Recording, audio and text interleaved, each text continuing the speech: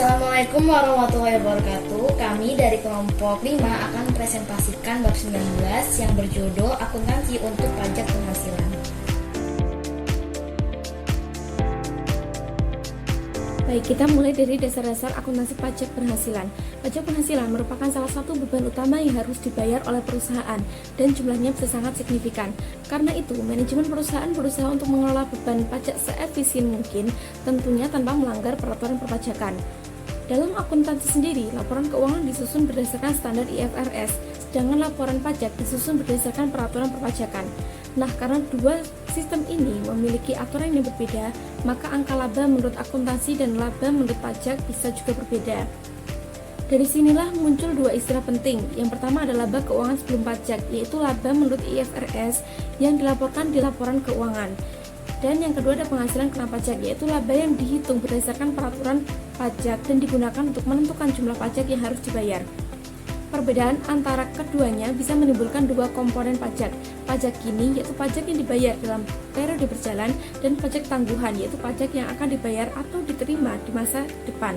Pada gambar di slide ini yaitu ilustrasi 19C1 dari buku, bisa kita lihat bahwa pendapatan dan laba menurut akuntansi tidak selalu sama dengan pendapatan dan laba menurut pajak. Misalnya, perusahaan melaporkan pendapatan akuntansi sebesar 130.000, tapi untuk keperluan pajak penghasilannya bisa berbeda karena peraturan pajak memiliki ketentuan tersendiri. Inilah dasar dari konsep akuntansi pajak penghasilan. Selanjutnya, pada slide kedua ini saya akan menjelaskan perbedaan antara laba keuangan sebelum pajak dan penghasilan kena pajak menggunakan kasus Chelsea. Chelsea memiliki pendapatan dan biaya yang sama selama 3 tahun pertama, yaitu pendapatan sebesar 130.000 dan biaya 60.000 setiap tahun. Secara akuntansi, laba sebelum pajaknya adalah 70.000 per tahun. Namun, ketika laporan pajak disusun, ternyata penghasilan kena pajaknya berbeda di tiap tahun, yaitu 100.000 pada tahun 2022, 150.000 pada tahun 2023, dan 140.000 pada tahun 2024. Mengapa ini bisa berbeda? Karena dalam akuntansi, perusahaan menggunakan metode akrual penuh, di mana pendapatan diakui saat diperoleh, bukan saat kas diterima. Sedangkan untuk pajak, perusahaan biasanya menggunakan basis kas yang dimodifikasi, sehingga pendapatan diakui hanya saat uang benar-benar diterima. Akibatnya, beban pajak penghasilan dalam laporan keuangan berbeda dengan pajak yang benar-benar terutang ke otoritas pajak. Sebagai contoh, meskipun beban pajak penghasilan Chelsea selalu 28.000 per tahun, pajak yang benar-benar dibayar ke fiskus berubah-ubah, yaitu 16.000, 36.000, dan 32.000. Dari tabel di slide ini bisa terlihat bahwa perbedaan waktu pengakuan pendapatan atau beban dapat menyebabkan fluktuasi dalam pajak terutang. Namun, secara total, baik beban pajak akuntansi maupun pajak yang dibayar sama-sama berjumlah 84.000 dalam 3 tahun, hanya waktu pencatatannya yang berbeda. Selanjutnya, kita akan membahas mengenai jumlah pajak masa depan dan pajak tangguhan. Perbedaan antara pajak menurut laporan keuangan dan pajak menurut peraturan fiskal disebut perbedaan temporer, karena perbedaan tersebut hanya bersifat sementara dan akan berbalik di masa depan. Contohnya pada kasus Chelsea, perusahaan melaporkan beban pajak sebesar 28.000 per tahun, tapi pajak terutangnya di tahun 2022 hanya 16.000. Selisih sebesar 12.000 inilah yang disebut pajak tangguhan, karena akan dibayar pada periode berikutnya. Perbedaan ini terjadi karena pada laporan keuangan, Chelsea mengakui pendapatan secara akrual, sedangkan dalam pajak, pendapatan baru diakui ketika kas diterima. Artinya, sebagian pendapatan tahun 2022 akan menjadi penghasilan kena pajak di masa mendatang.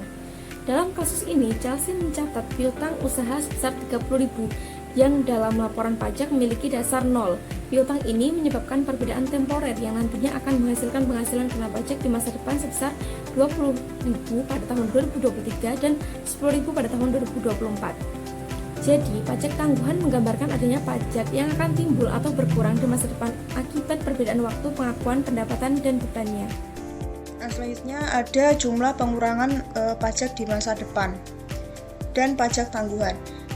Contohnya pada tahun 2022, Cunningham ini memperkirakan biaya garansi terkait penjualan oven microwave sebesar 500.000 yang akan dibayarkan secara merata selama 2 tahun ke depan, yaitu tahun 2023 dan juga 2024. Nah, untuk tujuan pembukuan, Cunningham melaporkan beban garansi dan estimasi liabilitas terkait untuk garansi sebesar 500.000 dalam laporan keuangan tahun 2022. Nah, untuk tujuan perpajakan, pengurangan pajak garansi ini tidak diperbolehkan hingga dibayarkan. sehingga adanya perbedaan temporer yang menghasilkan aset pajak tangguhan atau different tax asset. Yang mana pengurangan pajak yang terkait itu belum diizinkan, tetapi akan diizinkan di masa depan ketika garansi benar-benar telah dibayar. Nah, dengan kata lain, Cunningham mencatat beban saat ini sebesar $500.000 yang melebihi pengurangan pajak saat ini, yaitu $0 seperti jurnal yang di bawah ini, yang dapat disimpulkan laba kena pajak di masa depan akan menjadi lebih rendah dari laba sebelum pajak di masa depan, karena perusahaan akan mendapatkan potongan pajak di masa depan saat membayar garansi. Nah, pengurangan yang akan diperoleh di masa depan ini disebut dengan jumlah yang dapat dikurangkan di masa depan. Karena adanya pengurangan di masa depan ini, Cunningham akan memiliki manfaat pajak atau penghematan pajak di masa depan, sehingga diakui sebagai aset pajak tangguhan pada 31 Desember 2022. Jadi dapat disimpulkan bahwa aset pajak tangguhan ini merupakan peningkatan pajak yang dapat dikembalikan atau dihemat di masa yang akan datang. Nah, selanjutnya ada aset pajak tangguhan yang tidak diakui. Nah, perusahaan mengakui aset pajak tangguhan atau APT untuk semua perbedaan temporer yang dapat dikurangkan. Namun, perusahaan itu wajib mengurangi nilai APT tadi jika ada kemungkinan besar, yaitu probabilitas setidaknya sedikit lebih dari 50% bahwa manfaat pajak yang terkandung dalam APT itu tidak akan terrealisasikan di masa depan. Nah, pengurangan nilai ini sering disebut sebagai penyisihan penilaian. Sebagai contoh, itu ada perusahaan Jensen. Ini memiliki perbedaan temporer yang dapat dikurangkan sebesar 1 juta pada akhir tahun pertama operasinya, yang mana tarif pajaknya yaitu 40%. Berarti Jensen mencatat aset pajak tangguhan sebesar 400.000 dari 1 juta dikali 40% tadi, dengan asumsi pajak penghasilan terutang sebesar 900.000, yang mana untuk jurnalnya seperti yang ada di gambar di jurnal awal.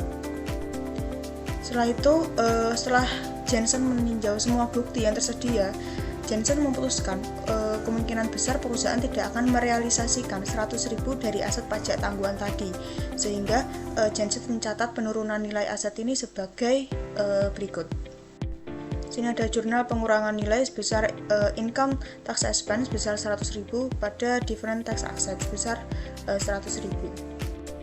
Yang mana entry jurnal tadi itu meningkatkan beban pajak penghasilan pada periode berjalan, karena Jensen tidak memperkirakan akan memperoleh manfaat pajak yang menguntungkan untuk sebagian perbedaan temporer yang dapat dikurangkan.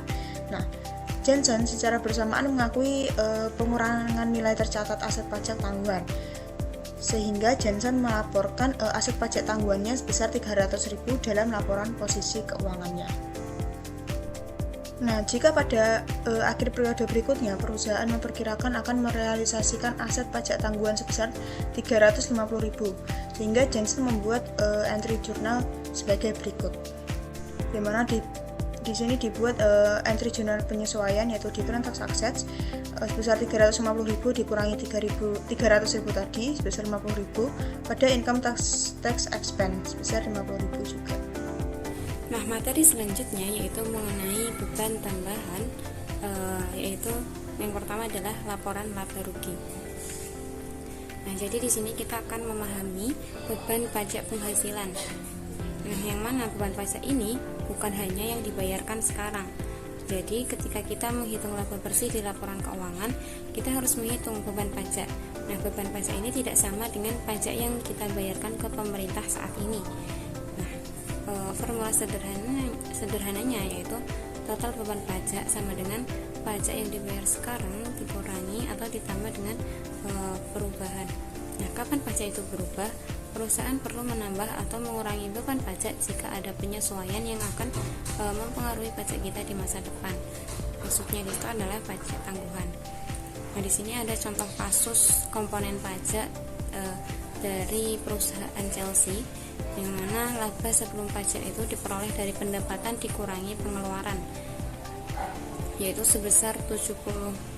Nah, kemudian komponen total beban pajaknya, yaitu beban pajak saat ini, ini adalah jumlah yang harus kita bayar ke kantor pajak berdasarkan aturan pajak tahun ini, yaitu sebesar $16.000.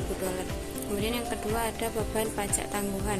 Nah, ini adalah penyesuaian yang mewakili pajak yang akan kita bayar atau yang akan dapatkan kembali di masa depan karena adanya perbedaan temporer. Nah, yaitu sebesar $26.000. Nah, total beban pajak yaitu jumlah dari keduanya, yaitu beban pajak saat ini sebesar $16.000 dan beban pajak tangguhan yaitu sebesar $26.000, sehingga total beban pajaknya semua adalah $42.000. Nah, hasil akhir yaitu berupa laba bersih, hasil pengurangan dari laba sebelum pajak dengan total beban pajak, sehingga dihasilkan $70.000 dikurangi $42.000 menghasilkan $28.000. Nah, selanjutnya yaitu mengenai perbedaan spesifik. Perbedaan ini muncul karena adanya pos-pos yang dicatat pada waktu yang berbeda di pembukuan akuntansi, baik itu berdasarkan IFRS ataupun GAAP dan di dalam pembukuan pajak. Contohnya adalah ketika kita mencatat penyusutan di pembukuan akuntansi lebih lambat daripada di pembukuan pajak. Dampak dari perbedaan temporer yaitu yang pertama, liabilitas pajak tangguhan atau deferred tax liability. Pajak kita akan menjadi lebih besar di masa depan, sehingga nantinya akan terjadi jika pendapatan diakui sekarang tapi pajaknya dibayarkan nanti atau biasa disebut dengan pajak tertunda. Nah, yang kedua yaitu aset pajak tangguhan atau deferred tax asset. Pajak kita akan lebih kecil di masa depan. Nah, ini terjadi jika beban diakui sekarang tapi pengurangan pajaknya didapatkan nanti, yaitu pajak dibayar di muka. Kemudian ada pembalikan atau reversal. Nah, perbedaan temporer ini akan hilang seiring berjalannya waktu. Pajak yang ditunda atau dihemat akan dihitung ulang di tahun-tahun berikutnya. Perbedaan yang kedua itu perbedaan permanen. Perbedaan permanen atau permanent difference itu timbul dari item yang pertama masuk ke dalam laba sebelum pajak tetapi tidak pernah masuk ke dalam laba kena pajak. Dan yang kedua itu yang masuk ke dalam laba kena pajak tetapi tidak pernah masuk ke dalam laba sebelum pajak. Oleh karena perbedaan permanen hanya mempengaruhi periode terjadinya, maka tidak menimbulkan jumlah kena pajak masa depan atau jumlah dapat dikurangkan. Akibatnya perusahaan tidak mengakui adanya konsekuensi pajak tangguhan. Dan contoh perbedaan permanen itu yang pertama ada pos-pos yang diakui untuk tujuan pelaporan keuangan tapi tidak diakui untuk tujuan pajak. Yang kedua, contoh yang kedua itu pos-pos yang dipakai untuk tujuan pajak tetapi tidak diakui untuk tujuan pelaporan keuangan. Selanjutnya ada pertimbangan tarif pajak. Yang pertama ada tarif pajak masa depan. Jika tarif pajak berbeda untuk tahun-tahun mendatang, maka harus digunakan tarif pajak yang ditetapkan, yang diperkirakan akan diberlakukan. Dalam menentukan tarif pajak yang ditetapkan yang sesuai untuk tahun tertentu, perusahaan diharuskan menggunakan tarif pajak rata-rata. Peraturan perpajakan lainnya mengenakan pajak atas laba dengan dasar pajak yang dibagi menjadi golongan-golongan. Dalam menghitung pajak penghasilan yang ditangguhkan bagi perusahaan, di mana tarif pajak bergolongan ini merupakan faktor yang signifikan, perusahaan diharuskan untuk menentukan tarif pajak rata-rata dan menggunakan tarif itu. Yang kedua ada revisi tarif pajak masa depan. Jika perubahan tarif pajak ditetapkan menjadi undang-undang, maka pengaruhnya terhadap akun pajak penghasilan yang ditangguhkan yang sudah ada harus segera dicatat. Pengaruh itu dilaporkan sebagai penyesuaian terhadap beban pajak penghasilan dalam periode perubahan. Tarif pajak perusahaan tidak sering berubah dan karena itu biasanya akan dipakai tarif yang sekarang berlaku. Akan tetapi tarif pajak negara bagian dan luar negeri lebih sering berubah dan mengharuskan dilakukan penyesuaian atas pajak penghasilan yang ditangguhkan. Assalamualaikum warahmatullahi wabarakatuh. Pertama-tama perkenalkan, nama saya Salwa Febrianta Anggita dengan NPM akhir 316. Jadi di sini saya ingin melanjutkan presentasi tentang akuntansi untuk kerugian operasional bersih. Jadi kerugian operasional bersih itu terjadi dengan tujuan perpajakan pada tahun ketika beban yang dikurangkan dari pajak itu melebihi pendapatan kena pajak. Nah, beban pajak yang tidak adil itu akan terjadi jika suatu perusahaan itu dikenakan pajak selama periode yang menguntungkan tanpa menerima suatu keringanan pajak selama periode kerugian operasional bersih. Nah, perusahaan itu mencapai ketentuan rata-rata pendapatan melalui pengalihan kerugian suatu operasional bersih. Nah, yang pertama itu ada pengalihan kerugian. Jadi, menggunakan pengalihan kerugian membuat suatu perusahaan itu dapat meneruskan kerugian operasional bersih untuk mengimbangi pendapatan kena pajak di masa mendatang dan untuk mengurangi pajak yang harus dibayarkan di tahun-tahun yang akan mendatang. Nah, selanjutnya adalah contoh pengalihan kerugian. Nah, ketika sebuah entitas atau perusahaan itu menjual atau mentransfer aset keuangannya kepada pihak lain, standar akuntansi itu mewajibkan entitas tersebut untuk mengevaluasi seberapa besar risiko dan manfaat kepemilikan aset itu yang telah berpindah. Nah, evaluasi itu menentukan perlakuan terhadap pengakuan, pembawaan, dan non-pengakuan. Nah, untuk selanjutnya akan saya jelaskan di slide berikutnya. Nah, selanjutnya ini adalah contoh pengalihan kerugian. Nah, contohnya adalah sebuah perusahaan asuransi konvensional A itu menjual polis besar senilai 500 miliar. Nah, karena risiko terlalu besar, perusahaan A itu mengalihkan sebagian risiko atau misalnya 400 miliar kepada perusahaan reasuransi B. Nah, jika terjadi klaim besar, kerugian akan dialihkan sebagian besar dari perusahaan A ke perusahaan B. Hasilnya adalah posisi pajak yang tidak pasti. Nah, posisi pajak yang tidak pasti itu maksudnya dapat ditolak pengurangannya oleh otoritas pajak, nah baik sebagian maupun keseluruhan. Posisi pajak yang tidak pasti itu sering muncul ketika perusahaan mengambil pendekatan agresif dalam perencanaan pajaknya. Contohnya adalah ketika undang-undang perpajakan tidak jelas atau perusahaan mungkin yakin bahwa risiko itu audit rendah. Nah, posisi pajak yang tidak pasti itu memberikan manfaat pajak baik dengan pengurangan beban pajak penghasilan atau utang pajak terkait, atau dengan meningkatkan piutang, restitusi pajak penghasilan atau aset pajak tangguhan. Baik, selanjutnya ada laporan posisi keuangan, yang mana biasanya perusahaan akan mengklasifikasikan pajak yang dapat dibayar atau tax receivable dan juga pajak yang harus dibayar atau tax payable sebagai aset lancar maupun liabilitas lancar.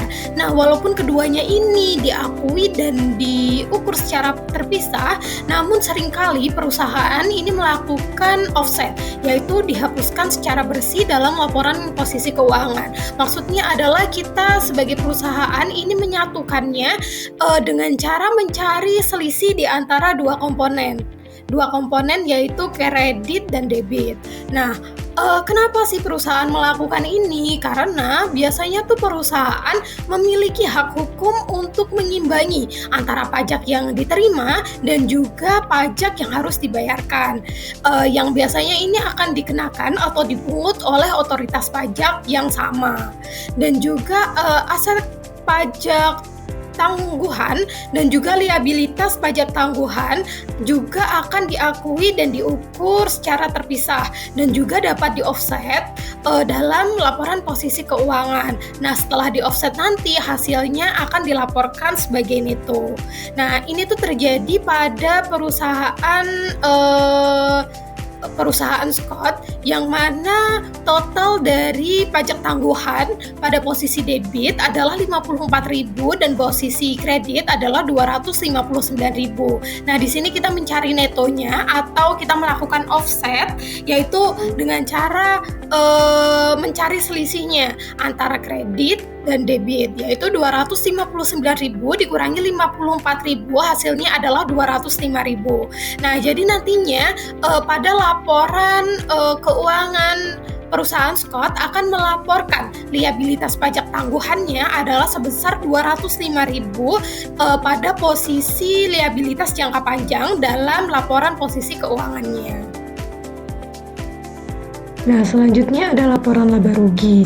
Nah, biasanya perusahaan akan melakukan alokasi beban atau suatu manfaat dari pajak penghasilan ke berbagai komponen dalam laporan keuangan. Yang pertama itu ada kegiatan operasi.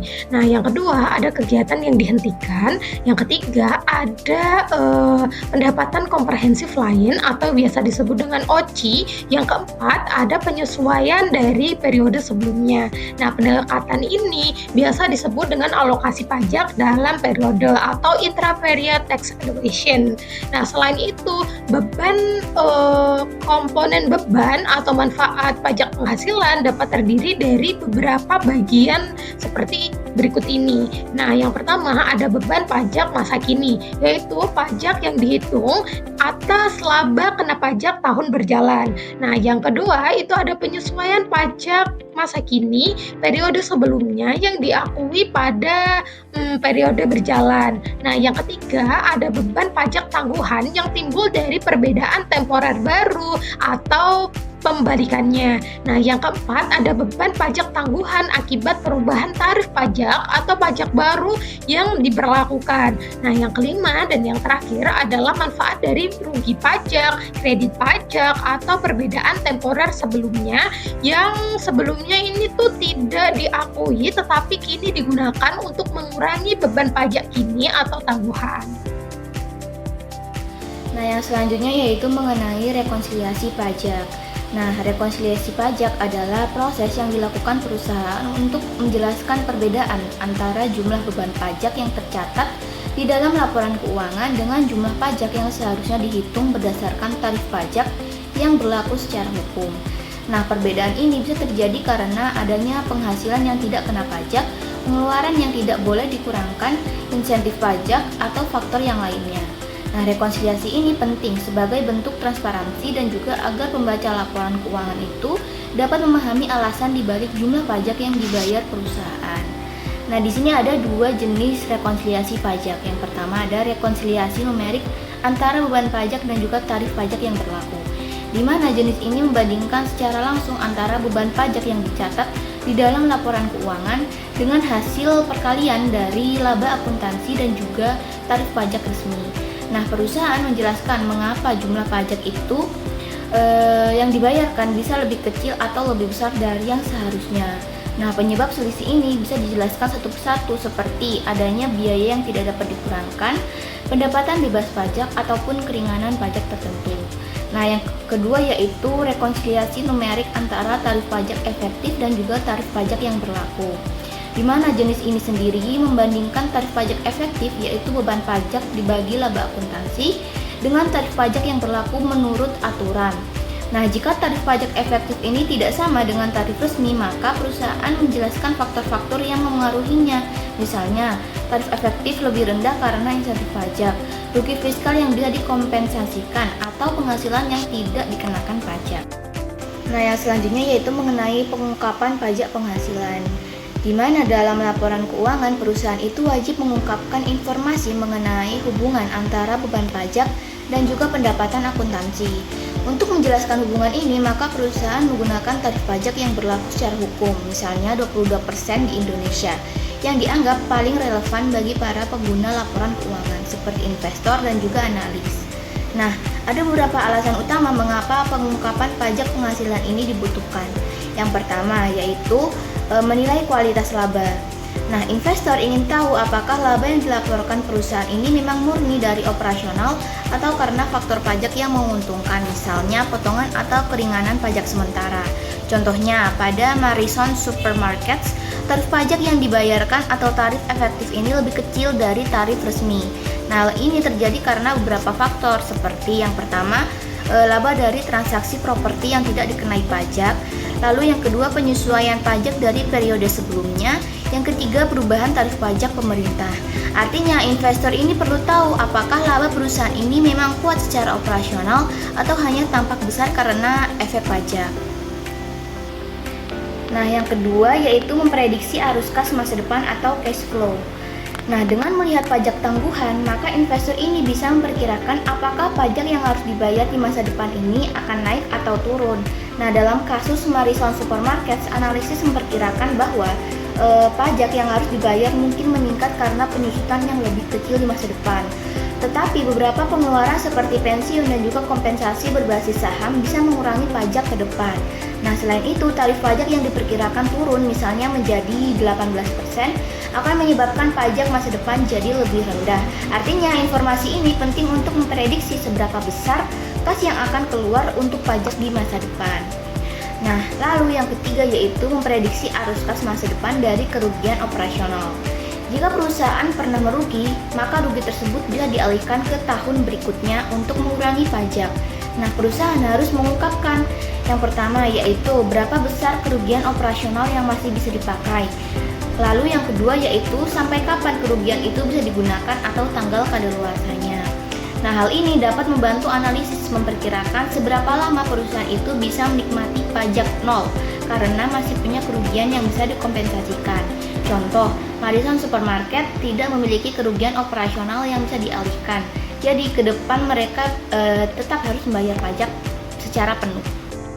Sekarang kita akan membahas tentang asset liability method dalam akuntansi pajak. Untuk tujuan utamanya di sini ada dua. Yang pertama untuk mengakui pajak kini, yaitu pajak yang masih harus dibayar atau yang bisa direstitusi di tahun berjalan. Yang kedua yaitu untuk mengakui aset dan kewajiban pajak tanggungan, yaitu akibat dari kasasi pajak di masa depan yang muncul dari transaksi yang sudah tercatat di laporan keuangan saat ini. Selanjutnya di sini ada prinsip dasarnya juga yang cukup sederhana. Yang pertama di sini ada pajak kini diakui sebesar estimasi pajak terutang atau restitusi pada tahun berjalan. Yang kedua, pajak tanggungan diakui untuk efek pajak masa depan yang timbul karena adanya perbedaan temporal dan juga carry forward. Terus yang ketiga ada pengukurannya dilakukan berdasarkan ketentuan pajak yang berlaku saat ini. Dan yang terakhir, aset pajak tanggungan akan dikurangi kalau manfaat pajaknya dianggap tidak bisa direalisasi. Jadi metode ini itu membantu kita untuk mencatat dan memperkirakan dampak pajak baik untuk masa sekarang maupun masa depan agar laporan keuangan tetap akurat dan sesuai dengan standar akuntansi pajak. Kemudian ini ada bagian key different income tax themes atau istilah yang penting yang digunakan dalam pajak tangguhan. Untuk yang pertama ada carry forward yaitu rugi fiskal atau kredit pajak yang bisa digunakan untuk mengurangi pajak di periode mendatang. Yang kedua ada current tax expense, beban pajak yang harus dibayar untuk periode berjalan. Yang ketiga ada deductible temporary difference yaitu perbedaan temporer yang akan menghasilkan pengurang pajak di masa depan, biasanya menimbulkan aset pajak tanggungan. Dan yang keempat ada deferred tax asset, deferred tax asset di mana manfaat pajak di masa depan yang timbul karena kelebihan pembayaran pajak atau rugi fiskal. Yang kelima ada deferred tax consequences atau efek pajak di masa depan akibat transaksi saat ini. Yang keenam ada deferred tax expense benefit, perubahan bersih antara aset dan kewajiban pajak tangguhan selama satu periode. Yang ketujuh ada deferred tax liability, kewajiban pajak yang akan timbul di masa depan karena adanya perbedaan temporer kena pajak. Kemudian untuk yang kedelapan ada income taxes, yaitu seluruh pajak yang dikenakan atas laba kena pajak perusahaan. Yang kesembilan ada income tax currently payable, di mana jumlah pajak yang saat ini harus dibayar kepada otoritas pajak. Yang ke-10 ada income tax expense benefit, total beban pajak termasuk pajak kini dan pajak tangguhan. Yang ke-11 ada taxable income, laba kena pajak yang digunakan sebagai dasar perhitungan pajak. Yang ke-12 ada taxable temporary difference, itu perbedaan temporal yang akan menimbulkan kewajiban pajak di masa depan. Yang ke-13 ada tax planning strategi, di mana strategi perusahaan untuk memanfaatkan peraturan pajak secara legal agar beban pajak bisa diminimalkan. Yang terakhir ada temporary difference, perbedaan sementara antara nilai buku aset atau kewajiban di laporan keuangan dan nilai pajaknya. Jadi istilah-istilah ini itu untuk memahami bagaimana perusahaan menghitung dan melaporkan pajak kini serta pajak tangguhan dalam laporan keuangan.